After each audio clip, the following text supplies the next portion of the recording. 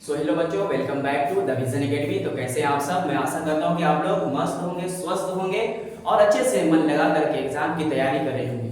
मैं Osama sir आपके सामने आज फिर से पॉलिटिकल साइंस क्लास 12 का जो पॉलिटिकल साइंस है उसका जो हम लोग सेकेंड चैप्टर पढ़ रहे थे, दो ध्रुवीयता का अंत, वो जो इससे पहले की क्लास में जितना चीज हम लोग डिस्कस कर चुके हैं उससे आगे की आज की इस क्लास में हम लोग देखेंगे। नहीं, इससे पहले अच्छा हम लोग क्या क्या चीज देख लिए थे इस चैप्टर में। बोल्शेविक क्रांति के बारे में देखे थे, नहीं बोल्शेविक क्रांति के बारे में देखे, उसके बाद देखे बोल्शेविक क्रांति के परिणाम क्या था, उसके कारण क्या था, ये सारा चीज हम लोग एकदम पूरा डिटेल में देख चुके हैं। तो जो भी बच्चे जैक बोर्ड की तैयारी करना चाहते हैं आर्ट्स सब्जेक्ट की, तो ये चैनल द विजन एकेडमी आपके लिए बहुत ही यूजफुल होने वाला है। तो इस चैनल को ज्वाइन कर लेना है। बाकी हम लोग आर्ट्स सब्जेक्ट की जितनी भी सब्जेक्ट है उसकी पूरी तैयारी कराएंगे इस चैनल पे। और अगर आप ऑफलाइन ज्वाइन करना चाहते हैं तो इसका एड्रेस हमारे कमेंट बॉक्स में या फिर इसका एड्रेस हम लोग आप तक प्रोवाइड कर देंगे, आपको कमेंट बॉक्स में कमेंट कर देना। नहीं तो चलिए आज के इस टॉपिक को देखते हैं, जहां से इससे पहले हम लोग छोड़ चुके थे वहीं से आगे हम लोग डिस्कस करेंगे। नहीं, आज हम लोग देखेंगे सोवियत संघ, जिसको कि यूएसएसआर बोलते हैं। किस तरह से हम लोगों ने देखा फर्स्ट चैप्टर जो पढ़े शीत युद्ध का दौर, उसमें किस तरह से देखे कि पूरी दुनिया दो ध्रुवों में बढ़ गई थी। नहीं, जिसको कि हम लोग पहली दुनिया और दूसरी दुनिया में कहते हैं। नहीं, दो महाशक्तियां जो उभरी थी, एक तरफ था सोवियत संघ और दूसरी तरफ थे अमेरिका।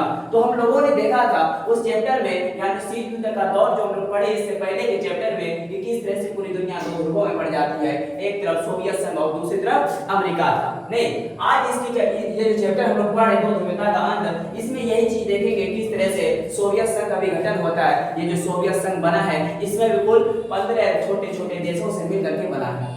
नहीं तो चलिए आज देखते हैं सोवियत संघ यानी यूएसएसआर बोलते हैं, इंग्लिश में इसको बोलते हैं union of Soviet socialist republics. क्या बोलते हैं? Socialist republics.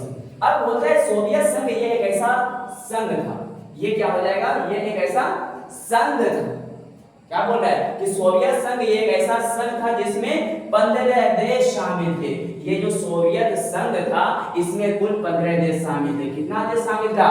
कुल 15 देशों से मिलकर के ये सोवियत प्रणाली या फिर सोवियत संघ बनी थी। नहीं तो अब बोलता है 15 देश शामिल थे और इस संघ का नेतृत्व सोवियत रूस कर रहा था। और ये जो संघ था इसकी रहनुमाई जो हम लोग कह सकते हैं वो कौन कर रहा था? सोवियत यानी कि रूस, यानी कि कौन कर रहा था? रूस, जो कि अभी जो इसको हम लोग रूस बोलते हैं, यानी कि रशिया कर रहा था।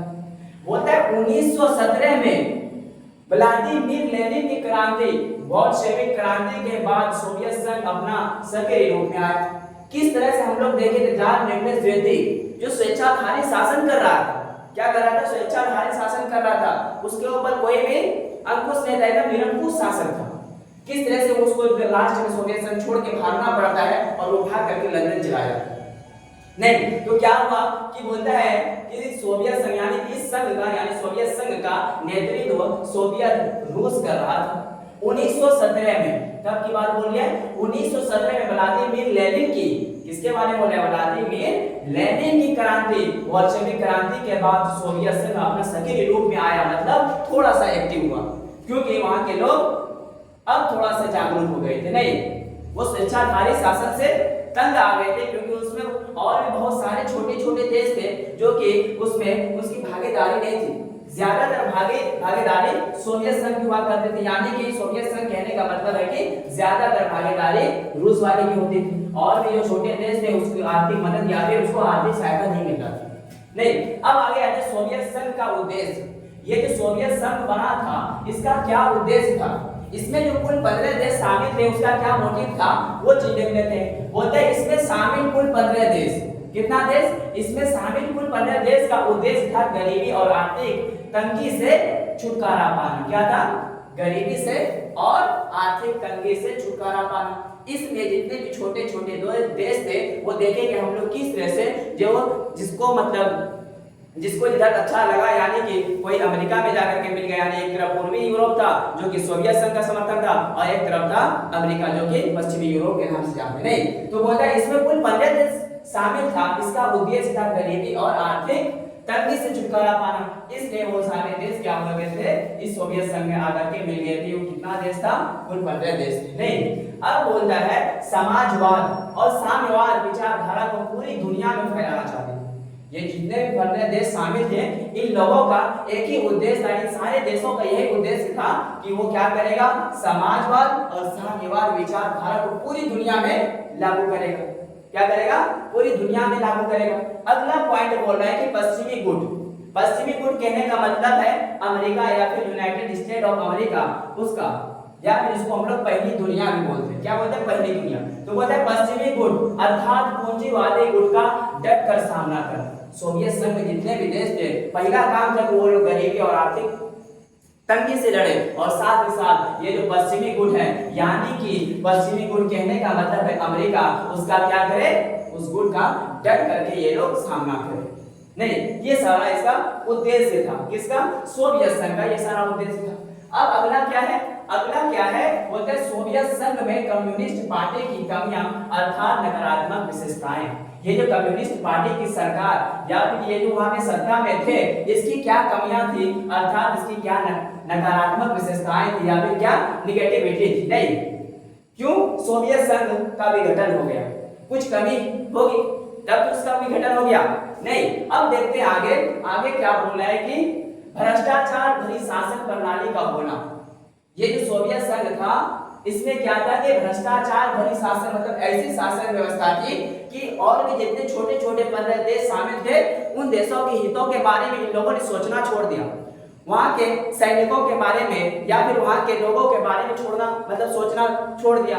वहां के लोगों को भोजन की तंगी होने लगी, सैनिक मारे जा रहे हैं, उसका भी कोई जवाबदेही नहीं है, कोई अकाउंटेबिलिटी नहीं है। नहीं, वहां के शासन जो थे इन सारी चीजों को नजरअंदाज कर रहे थे। तो क्या हो गया, भ्रष्टाचार भरी शासन प्रणाली का होना। नहीं, अब अगला पॉइंट बोलते हैं जनता के प्रति जवाबदेह नहीं होना। अगर जनता के साथ जो भी अन्याय हो रहा है, इसका कोई भी जवाबदेही नहीं है। क्या नहीं है, कोई भी जवाबदेही नहीं। तीसरा पॉइंट बोलते हैं अमेरिका गुट अर्थात पूंजीवाद गुट का टक्कर देने के लिए। ये जो सोवियत संघ था, ये क्या किया कि अमेरिका यानी कि पश्चिमी यूरोप का टक्कर देने के लिए, यानी कि पश्चिमी यूरोप कहने का मतलब पूंजीवाद गुट का टक्कर देने के लिए क्या कर रहा था, मतलब हथियारों और सैनिकों का ज्यादा पैसा देश के विकास में नहीं बल्कि कहा कर रहा था, ये लोग हथियार खरीदने में और सैनिकों पर मतलब ज्यादा से ज्यादा सैनिकों के ऊपर पैसा खर्च कर रहे थे। नहीं करना, ये सारा उसकी क्या थी, कमियां थी, ये सारे नकारात्मक विशेषताएं थी उसकी। अब चौथा नंबर बोलते हैं पार्टी से जुड़े लोगों को, मतलब इस पार्टी में जितने भी लोग जुड़े थे अर्थात पार्टी के अधिकारियों को आम जनता से ज्यादा अधिकार मिला हुआ था। वहां के ये सोवियत संघ के जितने भी आम जनता थे उससे ज्यादा अधिकार वहां के अधिकारियों को मिला हुआ था। मतलब अधिकारी भी अपना स्वेच्छाधारी शासन चला रहे थे या फिर वो सारा काम अपने मन से कर रहा था, जनता के लिए कोई जवाबदेही नहीं थी उनके पास। तो ये सारी कमियां थी किसकी, सोवियत संघ की, जिसके कारण सोवियत संघ का विघटन हो जाता है। आगे हम लोग देखेंगे किस तरह से सोवियत संघ का विघटन हो जाता है। तो बोलते हैं 70 साल तक शासन करने के बावजूद ये जो सोवियत संघ थी, इसने 70 साल शासन किया। कितना, 70 साल, छोटी मोटी समय की बात नहीं हो रही है, बल्कि 70 साल तक शासन करने के बावजूद पार्टी जनता के दैनिक जीवन में, ये जो पार्टी थी सोवियत संघ की, ये क्या किया, जनता के दैनिक जीवन में कोई सकारात्मक बदलाव, कोई भी पॉजिटिव इंपैक्ट नहीं डाल पाई। नहीं, कोई भी पॉजिटिव इंपैक्ट नहीं डाल पाई, यानी कि बदलाव सही तरीके से नहीं ला पाई। इसलिए तो वहां के छोटे छोटे देशों ने लास्ट में क्या करता है, अपना फैसला करता है और सोवियत संघ से निकल करके अपने आप को स्वतंत्र करना चाहता है। इसी तरह से सोवियत संघ का विघटन भी हो जाता है। नहीं, अब बोलते हैं सोवियत संघ की समाप्ति का घोषणा। जब इस तरह की शासन व्यवस्था वहां चल रहे होते हैं, तो और भी जितने भी सारे छोटे छोटे देश थे, उन लोगों ने आखिर में क्या करता है कि सोवियत संघ से निकलने की घोषणा कर देता है। क्या कर देता है, घोषणा कर देता है, जिससे कि क्या होता है कि सोवियत संघ का विघटन हो जाता है, क्योंकि उसमें कुल 15 देश शामिल थे। अब बोलते हैं सोवियत संघ यानी यूएसएसआर, सोवियत संघ को क्या बोलते हैं, यूएसएसआर का विघटन 26 दिसंबर 1991 हुआ। ये चीज याद रखना, ऑब्जेक्टिव में पूछ सकता है कि सोवियत संघ का विघटन कब हुआ था, तो बोलना कि 26 नवंबर 1991। ये सोवियत संघ, या फिर हम लोग जैसे देखे थे किस तरह से 1917 से ये शुरू हुआ था और इतना दिन शासन यानी 70 साल शासन करने के बावजूद कोई भी मतलब आर्थिक या फिर बोल सकते हैं वहां के नागरिकों को ऐसी कोई व्यवस्था या फिर सुविधा नहीं दे पाए, जिसके कारण क्या हुआ कि वहां के छोटे छोटे देशों को आखिर में निकलना पड़ गया। क्या करना पड़ गया? निकलना पड़ गया। अब बोलते हैं यूएसएसआर की समाप्ति में बोरिस येल्त्सिन, ये जो यूएसएसआर यानी सोवियत संघ की समाप्ति में बोरिस येल्त्सिन की मुख्य भूमिका रही।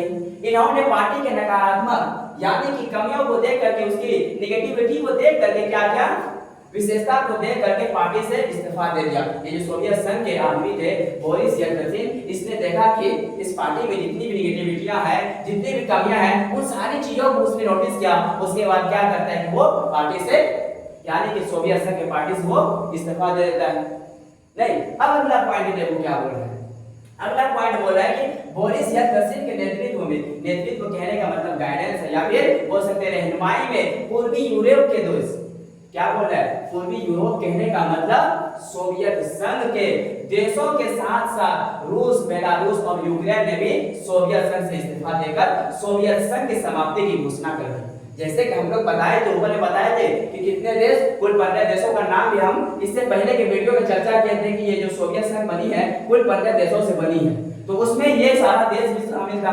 कौन कौन? यानी कि जैसे बोरिस येल्त्सिन के नेतृत्व में पूर्वी यूरोप के देशों के साथ साथ मतलब पूर्वी यूरोप के जितने भी देश थे उसके साथ साथ ये बेलारूस, कौन? बेलारूस और यूक्रेन ने भी सोवियत संघ से इस्तीफा देकर सोवियत संघ की समाप्ति की घोषणा कर दी। ये जो है हमारे पास बेलारूस और यूक्रेन, ये भी सोवियत संघ का भाग हुआ करता था, ये भी उसी सोवियत संघ का भाग हुआ करता था। नहीं, अब आगे देखो क्या बोल रहा है। आगे बोल रहे हैं कि सोवियत संघ की समाप्ति की घोषणा के बाद 15 नए राष्ट्र का उदय हुआ। यानी कि वो जो जितने भी 15 देश सोवियत संघ में शामिल थे, जैसे उसकी समाप्ति की घोषणा होती है तो 15 नए यानी कि जितने भी वो 15 देश उसमें शामिल थे, उसने क्या किया, एक अपने नए राष्ट्र के निर्माण की घोषणा की। नहीं, और नए 15 राष्ट्र का निर्माण हुआ। अब बोलते हैं सोवियत संघ के विघटन के कारण क्या रीजन था कि सोवियत संघ इतने साल तक शासन करने के बावजूद उसका विघटन हो गया, यानी 70 साल शासन करने के बावजूद उसका विघटन हुआ था। इसका क्या कारण था, क्या रीजन हो सकता है? नहीं, अब बोलते हैं सरकारी नियंत्रण वाली अर्थव्यवस्था। ये क्या थी? ये जो सोवियत संघ की व्यवस्था थी या फिर अर्थव्यवस्था थी, वो क्या थी? वो सारा चीज सरकार कंट्रोल कर रहे थे। कौन कंट्रोल कर रहे थे?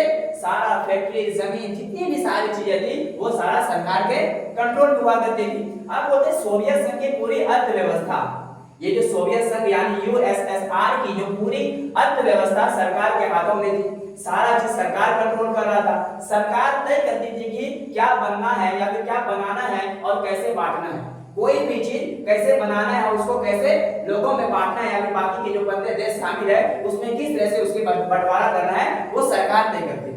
लेकिन ये तरीका लंबे समय तक सफल नहीं हो पाया, और ये जो तरीका था लंबे समय तक सफल नहीं हो पाया। नहीं, अब देखो दूसरा नंबर में, अब बोलते हैं उत्पादन में गिरावट।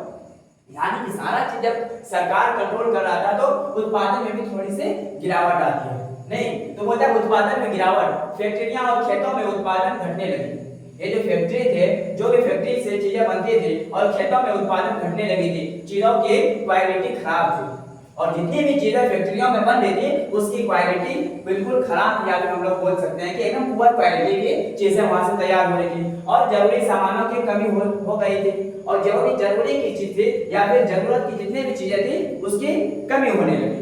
नहीं, अब तीसरा नंबर में आता है कि बोलता है गोर्बाचेव की नीति। क्या बोल रहा है? गोर्बाचेव की नीति। बोलता है सोवियत संघ नेता मिखाइल गोर्बाचेव ने सुधार के लिए पेरिस्ट्रोइका यानी आर्थिक सुधार, ये जो गोर्बाचेव है कौन है, इसकी नीति को हम लोग देख लेते हैं। सोवियत संघ क्या बोल रहा है? सोवियत नेता यानी कि ये कहां का? रूस का नेता था और मिखाइल गोर्बाचेव ने सुधार के लिए क्या किया? गोर्बाचेव ने सुधार के लिए पेरिस्ट्रोइका यानी कि आर्थिक सुधार और ग्लासनोस्ट यानी खुलापन जैसे नियम लागू किए, लेकिन इसे स्थिति सुधार की बजाय और बिगड़ गई। बोलता है कि लेकिन इस स्थिति या फिर इस स्थिति सुधार के बजाय और बिगड़ गई। ये सुधारने के लिए यानी कि कोई भी चीज रहेगा उसमें आर्थिक सुधार की जाएगी और जो भी चीज रहेगा वो औपैनिक रहेगा यानी खुलापन रहेगा। लेकिन फिर भी इसने क्या किया कि स्थिति को सुधारने की कोशिश की, लेकिन सुधारने के बजाय क्या हो गया और ज्यादा बिगड़ गई। नहीं, अब आता है कम्युनिस्ट पार्टी की कमजोर सरकार। क्या आता है? कम्युनिस्ट पार्टी की कमजोर सरकार। बोले सरकार लोगों की जरूरत को समझने और सुधार करने में असफल रही। ये जो कम्युनिस्ट पार्टी की वहां शासन थे उसने क्या किया कि लोगों की जरूरतों को समझने के बजाय, उसको सुधारने के बजाय या फिर उन सारे चीजों में वो सफल नहीं हो पाए, यानी असफल रही। और भी छोटे छोटे देशों की जो मांग थी उसको वो लोग पूरा नहीं करने लगे और सारा काम खुद अपने लिए यानी रूस वाला खुद करने लगा और भी देशों को उसमें भागीदारी नहीं देने लगा। अब बोलते सेना पर ज्यादा खर्च। किस तरह से इन लोगों ने मतलब पश्चिमी यूरोप का सामना करने के लिए या फिर उनका दबदबा बनाने के लिए, मतलब अपना दबदबा बनाने के लिए या फिर पश्चिमी यूरोप से लड़ाई करने के लिए हम लोग बोल सकते हैं कि इसने क्या किया, सैनिकों पर, हथियारों पर ज्यादा पैसा खर्च किया। अपने देशों के या फिर अपने देश या फिर अपने संघ में जितने देश शामिल थे उसके हितों के बारे में इसने कभी नहीं सोचा। बोलते सेना पर ज्यादा खर्च, बोलते जनता की बुनियादी जरूरतों जैसे शिक्षा, स्वास्थ्य, सड़कें, मतलब कि जो भी बुनियादी जरूरत थी उसके ऊपर ध्यान ना दे करके, जैसे बुनियादी जरूरत में क्या, जैसे शिक्षा हो, स्वास्थ्य को लेकर के, सड़क हो, वो नजरअंदाज कर दिया। क्या कर दिया, मतलब जितनी भी बुनियादी जरूरतें थी उसको नजरअंदाज कर दिया गया और ज्यादा पैसा सेना और हथियारों पर खर्च किया। मतलब वहां की जो जरूरतें थी, जो भी बुनियादी जरूरतें थी, वहां की शिक्षा अच्छा होना चाहिए था, नहीं वहां की स्वास्थ्य व्यवस्था अच्छा होना चाहिए था, इन सारी चीजों को इग्नोर करते हुए उसने क्या किया कि ज्यादा पैसा अपने सैनिकों पे, अपने हथियार के होड़ में लग गए और जिससे क्या हो जाता है कि और सारे देश इस चीज को नापसंद करने लगे। अब छठा नंबर में आता है बुनियादी सुविधाएं। क्या बोल रहा है कि बुनियादी सुविधाएं, बोलते हैं बुनियादी सुविधाओं की कमी। सोवियत संघ के अंदर कई छोटे छोटे देश, जैसे कि हम लोगों ने देखा कि सोवियत संघ में कुल 15 देश शामिल थे। कितना? कुल 15 देश शामिल थे, जो छोटे छोटे देश उसमें शामिल थे सोवियत संघ। तो बोलता है कि सोवियत संघ के अंदर कई छोटे छोटे देश जैसे लातविया था, लिथुआनिया था, एस्टोनिया थे, वहां के लोग आजादी और अपनी सरकार चलाने की मांग करने लगे। जितने भी छोटे छोटे देश थे, इस तरह की वहां की व्यवस्था को देख करके जितने छोटे देश उसमें शामिल थे उसने क्या किया, अपनी सरकार चलाने के लिए मांग करने लगे या फिर उसने अपनी सरकार की मांग की। तो जैसे लिथुआनिया था, नहीं मालदोवा था, एस्टोनिया था, ये सब जितने छोटे छोटे देश थे, इन्होंने क्या किया, अपनी सरकार चलाने की वहां से मांग की, यानी सोवियत संघ के से मांग की या फिर कम्युनिस्ट पार्टी की सरकार से उसने अपनी सरकार चलाने की मांग की। अब आता है सोवियत संघ के विघटन का परिणाम, मतलब क्यों विघटन हुआ, इसका क्या परिणाम? बोलते हैं शीत युद्ध का अंत हो गया। इसका क्या परिणाम निकला?